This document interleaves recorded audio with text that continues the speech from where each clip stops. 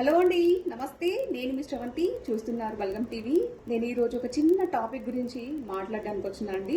ఎవరినైనా నొప్పించవచ్చు, కానీ ఖచ్చితంగా మాట్లాడాలి అనే ఉద్దేశంతో మీ ముందుకైతే రావడం అయితే జరిగింది. సీఎం రేవంత్ రెడ్డి గారు మహిళల కోసము ఒక ఫ్రీ బస్ అయితే ఏర్పాటు చేశారు. దాని వల్ల లాభం ఎంత ఉందో నష్టం కూడా అంతే ఉందండి. కొంతమంది మహిళలు దాన్ని మిస్యూజ్ చేసుకుంటున్నారు. ఫ్రీ బస్ అనేది ప్రతి ఒక్కరూ యూజ్ చేసుకోవాలి, కానీ ఇక్కడ నుంచి అక్కడికి వెళ్లాలంటే కూడా బస్ లో ప్రయాణం చేస్తున్నారు మహిళలకు, అలాగే స్కూల్ కి వెళ్లే విద్యార్థులు, కాలేజ్ కి వెళ్లే విద్యార్థులకు, అలాగే వృద్ధులకి, గర్భిణీ స్త్రీలకు కూడా ఇబ్బందులు ఎదురవుతున్నాయండి. సీట్లు దొరకక వాళ్ళు తీవ్ర అవస్థలు పడుతున్నారు. అంతేకాదు, బస్ లో జనాలు ఎక్కువ ఉండడం వల్ల కూడా బస్సులు ఆగాల్సిన స్టేజ్ దగ్గర ఆపటం లేదు, ఆపకుండా వెళ్ళిపోతున్నారండి.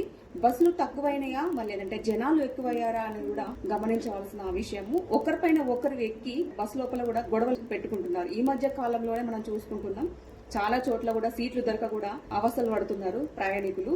అలాగే దీని ద్వారా కూడా డ్రైవర్ కి, అలాగే కండక్టర్ కూడా వాళ్ళకు కూడా చాలా నష్టాలు జరుగుతున్నాయి. వాళ్ళ మీద కూడా దాడికి కూడా ప్రయాణికులు పాల్పడుతున్నారు. సో సీఎం రేవంత్ రెడ్డి గారు మంచిగా ఆలోచించే, ప్రజల కోసం ఆలోచించి ఈ బస్ అయితే ఏర్పాటు చేశారు, కానీ దీన్ని అయితే చాలా మంది మిస్యూజ్ చేసుకుంటున్నారు. దీని వల్ల చాలా నష్టాలే జరుగుతున్నాయి అని చెప్పేసి అంటున్నారండి. బయట ప్రజలు కూడా అదే విధంగా మాట్లాడుతున్నారు. ఫ్రీ బస్ ఎందుకు పెట్టారు ఏమో తెలీదు, దాని వల్ల మాకు సీట్లు దొరకడం లేదు, బస్సు ఆగడం లేదు అని చెప్పేసి అంటున్నారు.